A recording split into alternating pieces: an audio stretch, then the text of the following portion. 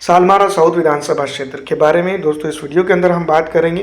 तो Indian national Congress party के वज़ीर अली चौधरी जो है तो 80,066 वोट लेकर जो है तो इस जगह पर जीते थे एक वक्त में, और बदरुद्दीन अजमल की जो खुद एक पॉलिटिकल नेता के तौर पर यहाँ पर खड़े थे जो 63,343 वोट हासिल करके दूसरे नंबर पर रहे थे।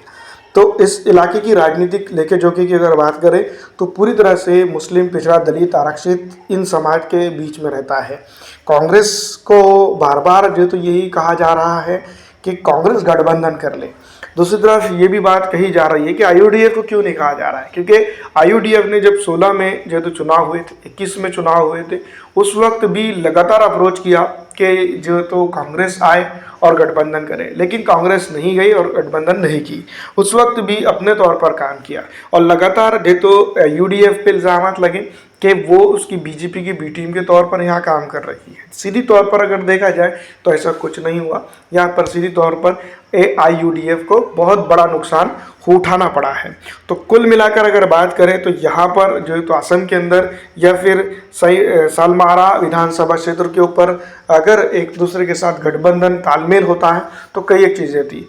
पूरे असम के अंदर जो है तो तालमेल के साथ अगर ये चुनाव लड़ते तो कम से कम 35 सीटें दोनों की, कांग्रेस की भी और जो है तो अजमल साहब की पॉलिटिकल पार्टी की भी, दोनों को मिलाकर कांग्रेस और आईयूडीएफ प्लस जो है तो 35 सीट्स और नए आते, जितने अभी है उससे ज़्यादा सीटें आती।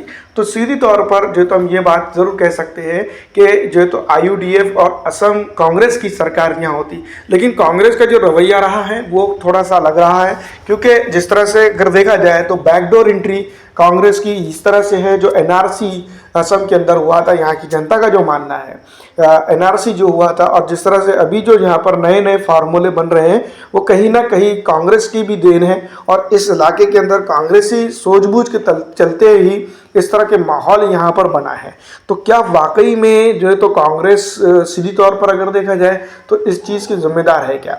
क्योंकि जिस तरह से माहौल बना है और जिस तरह से जो चीज़ें हुई है उसको लेकर यही लगता है कि सालमारा विधानसभा क्षेत्र के ऊपर भी कांग्रेस कुछ हद तक के कुछ जगहों पर जो तो डेवलपमेंट करी है। ये बात बेवकूफ़ बिल्कुल सही है, लेकिन दोस्तों सीधी तौर पर अगर देखा जाए तो पूरे असम के अंदर जो तो क्लीन स्वीप करने वाली दोनों पॉलिटिकल पार्टियाँ अलग की हुई, अलग होती तो फिर 30